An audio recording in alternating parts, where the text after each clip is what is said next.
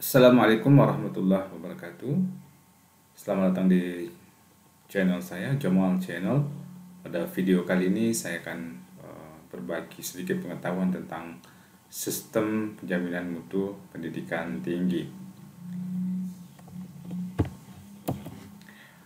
Jadi sistem penjaminan mutu pendidikan tinggi itu menjadi sangat penting sebab pendidikan tinggi yang bermutu merupakan pendidikan tinggi yang menghasilkan lulusan yang mampu secara aktif mengembangkan potensinya dan menghasilkan ilmu pengetahuan dan atau teknologi yang berguna bagi masyarakat, bangsa, dan negara. That's why, untuk mendapatkan pendidikan tinggi yang bermutu tersebut, maka kemudian pemerintah menyelenggarakan apa yang dikenal dengan istilah Sistem Penjaminan Mutu Pendidikan Tinggi atau SPM Dikti. Nah, SPM Dikti ini ditetapkan oleh Menteri dan merupakan kegiatan sistemik untuk meningkatkan mutu pendidikan tinggi secara berencana dan berkelanjutan. Nah, sebelum terlebih jauh kami sampaikan tentang sistem penjaminan mutu pendidikan tinggi. Ada baiknya kita mengenal dulu beberapa pengertian, tujuan, dan fungsi dari penjaminan mutu pendidikan tinggi ini. Nah, pengertian dari sistem penjaminan mutu pendidikan tinggi itu adalah satu kegiatan sistemik untuk meningkatkan mutu pendidikan tinggi secara berencana dan berkelanjutan. Jadi dari definisi ini ada paling tidak 3 keyword penting. Pertama, bahwa sistem penjaminan mutu pendidikan tinggi itu dilakukan sistemik. Yang kedua, dia berencana, dan yang ketiga, dia berkelanjutan. Kemudian mutu pendidikan tinggi itu adalah kesesuaian antara penyelenggaraan pendidikan tinggi dengan standar dikti yang terdiri atas SN Dikti dan standar dikti yang ditetapkan oleh setiap perguruan tinggi. Keywordnya adalah kesesuaian antara penyelenggaraan pendidikan tinggi dengan standar dikti yang sudah ditetapkan. Sedangkan aspek tujuan dari SPM Dikti ini adalah untuk menjamin pemenuhan standar dikti secara sistemik dan berkelanjutan sehingga tumbuh dan berkembang budaya di setiap perguruan tinggi di Indonesia. Jadi aspek aksiologinya adalah melahirkan satu budaya mutu di semua perguruan tinggi. Kemudian fungsi dari SPM Dikti ini adalah untuk mengendalikan penyelenggaraan pendidikan tinggi oleh setiap perguruan tinggi untuk mewujudkan pendidikan tinggi yang bermutu. Jadi sama.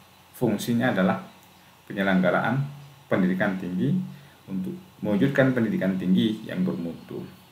Nah, apa itu budaya mutu? Yang menjadi aspek dari aksiologi dari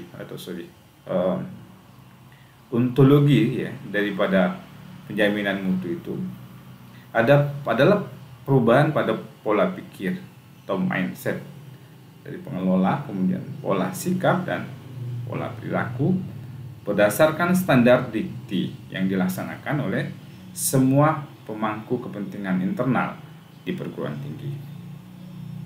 Jadi hakikat dari sistem penjaminan mutu pendidikan itu adalah budaya mutu, untuk melahirkan budaya mutu yang ditandai dengan perubahan pada pola pikir, pola sikap, dan pola perilaku. Nah, sedangkan standar nasional pendidikan tinggi, kalau kita kenal itu ada dalam pengelolaan pendidikan tinggi ada Tridharma, meliputi pendidikan, penelitian, dan pengabdian pada masyarakat. Jadi SN Dikti, standar nasional pendidikan tinggi, itu juga mengcover 3 aspek tersebut.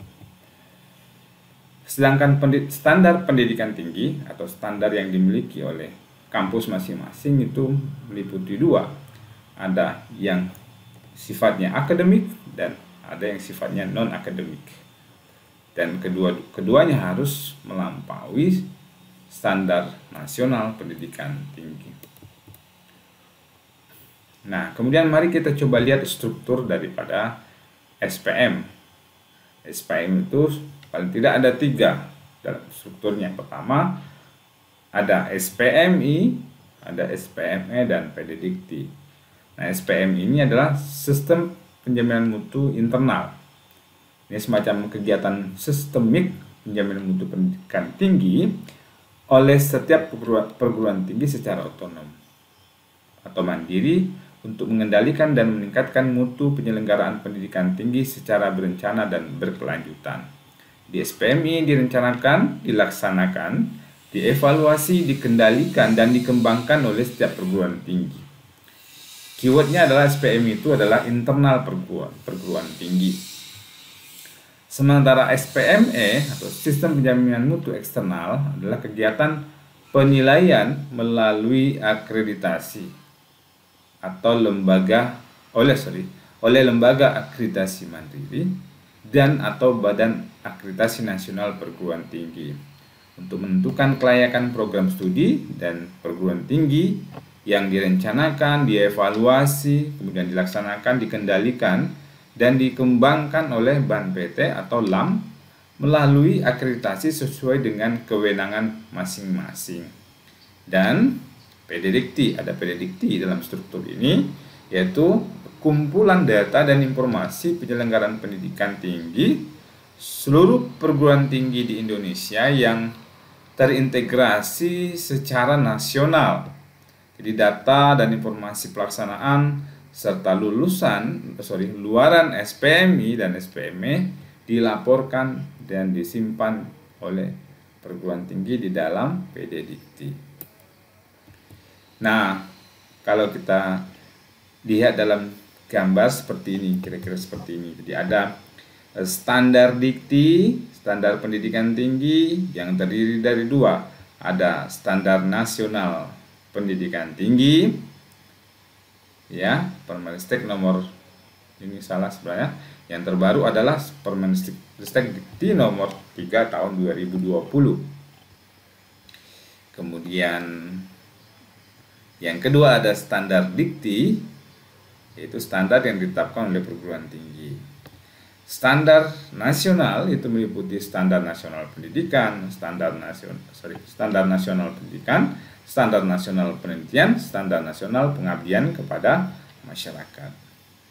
Standar nasional pendidikan itu meliputi standar kompetensi lulusan, standar isi pembelajaran, standar proses pembelajaran, standar penilaian pembelajaran, standar dosen dan tenaga kependidikan, standar sarana dan prasarana pembelajaran, kemudian standar pengelolaan pembelajaran, dan yang terakhir standar pembiayaan pembelajaran.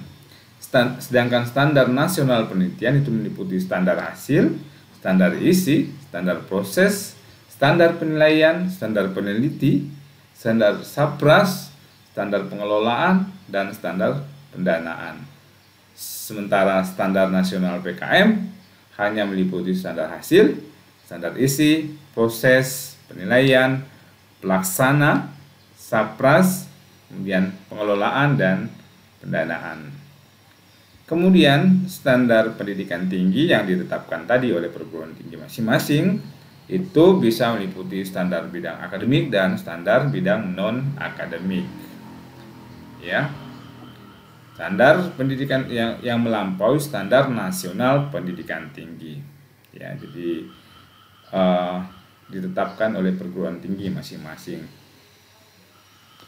Baik, berikutnya ada beberapa ketentuan yang juga perlu kita ketahui bahwa program studi atau perguruan tinggi yang memenuhi SNDikti, ya, yang memenuhi standar nasional, ya, menurut Permendikti Dikti nomor 32 tahun 2016 tentang akreditasi program studi dan perguruan tinggi dinyatakan memenuhi peringkat terakreditasi baik. Jadi untuk mendapatkan akreditasi baik, maka perguruan tinggi itu mesti memenuhi standar nasional dulu. Standar nasional pendidikan tinggi. Nah, Sedangkan program studi atau perguruan tinggi yang mampu melampaui SNDikti akan dinyatakan terakreditasi baik sekali atau unggul, gitu. Jadi kalau kita baru memenuhi standar nasional saja, itu perguruan tinggi kita baru mendapat akreditasi baik yang paling rendah tentunya. Nah, untuk mendapatkan peringkat baik sekali atau unggul, maka perguruan tinggi mesti melampaui standar nasional pendidikan tinggi. Gitu.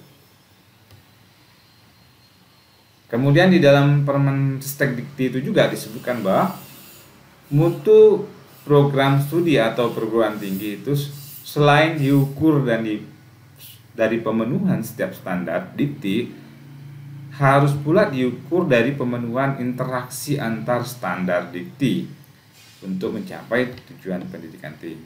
Jadi interaksi antar standar juga mesti dilakukan pengukuran. Nah, dalam bentuk yang sangat simpel, mekanisme SPMI dapat kita lihat pada gambar berikut ya. Jadi standar penjaminan mutu pendidikan tinggi ya. Itu ada standar pendidikan tinggi, jadi yang disebut dengan standar dikti. Kemudian ini melahirkan SPMI, Sistem Penjaminan Mutu Internal, ya. Kemudian Sistem Penjaminan Mutu Eksternal atau akreditasi. Siklus SPMI itu, ya, yang perlu kita ingat pertama adalah P yang pertama, ya, karena dia disimpulkan menjadi PPEPP atau dalam istilah lain di manajemen mutu disebut dengan istilah Plan Do Check Action atau PDCA. Jadi P yang pertama itu adalah penetapan standar, ya, standar ditetapkan. Kemudian yang kedua pelaksanaan standar. Yang ketiga evaluasi pelaksanaan standar. Kemudian P berikutnya adalah pengendalian pelaksanaan standar, dan P yang terakhir adalah peningkatan standar. Jadi SPMI itu adalah sebuah siklus yang terus menerus berjalan. Jadi penetapan standar, pelaksanaan standar, dievaluasi, kemudian dikendalikan, kemudian ditingkatkan lagi, baru ditetapkan lagi standarnya. Begitulah proses yang disebut dengan continuous improvement. Sedangkan SPME itu siklusnya hanya ada 3, yaitu EPP. E itu adalah evaluasi data dan informasi, ya. P-nya penetapan status akreditasi atau peringkat terakreditasi, dan P yang kedua adalah pemantauan dan evaluasi status akreditasi dan peringkat akreditasi.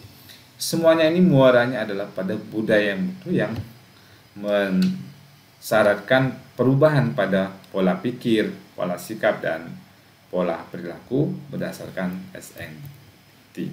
Ya, ini siklusnya kira-kira seperti ini.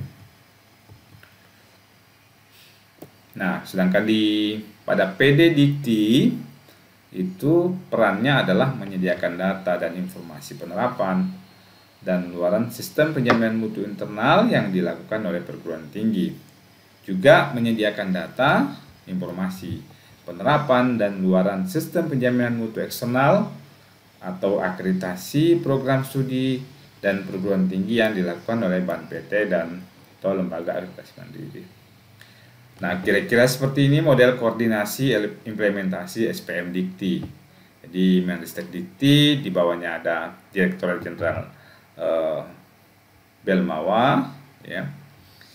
Kemudian di sini ada Badan Standar Nasional Pendidikan Tinggi, ada Direktorat Penjaminan Mutu, ada perguruan tinggi, dan ada BANPT dan atau lembaga akreditasi mandiri.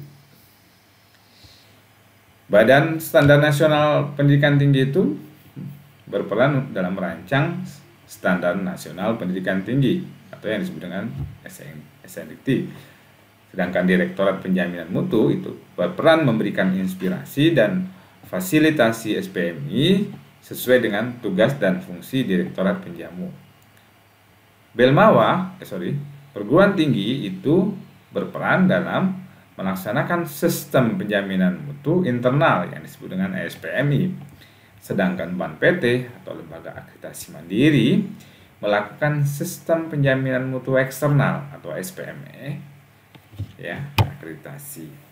Muaranya adalah pada perubahan pada pola pikir, sikap, dan pola perilaku. Dan kesemuanya harus berbasis pada pangkalan data pendidikan tinggi. Nah, ini dari gambar ini kita coba melihat bagaimana ringkasan dari proses implementasi SPM Dikti. Ya, kita lihat di sini ada Kemenristek Dikti, Ditjen Belmawa Direktorat Penjaminan Mutu, kemudian KKN, Kerangka Kualifikasi Nasional. Kemudian dari sini ada tugas untuk menyusun SN Dikti, ya. SN Dikti di BSN kemudian bertugas untuk merancang Permenristek Dikti tentang SN Dikti. Jadi ya, dari Kemenristek turun ke BSN, Badan Standar Nasional Pendidikan Tinggi, kemudian melahirkan Permenristek Dikti tentang SN Dikti yang nomor 3 tahun 2020 yang terbaru itu. Dari sini kemudian perguruan tinggi ya menerapkan SN Dikti tersebut ya, atau memenuhi standar Dikti tersebut. Kemudian perguruan tinggi ya membentuk apa yang disebut dengan SPMI ya, menerapkan sistem penjaminan mutu internal. Nanti luarannya adalah sistem penjaminan mutu eksternal. Jadi dari sini kemudian dilakukan oleh ya melalui permohonan akreditasi. Jadi kampus atau perguruan tinggi mengajukan permohonan akreditasi kepada Lembaga Akreditasi Mandiri dan atau BAN PT.